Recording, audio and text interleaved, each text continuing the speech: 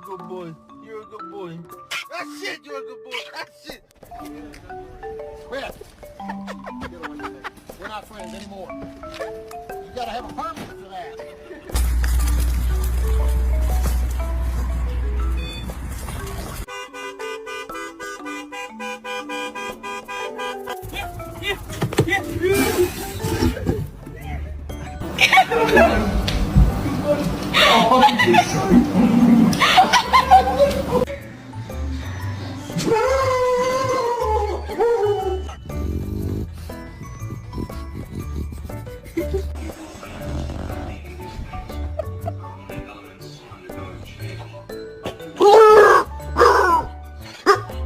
Barkley! Barkley! Give me back the blanket!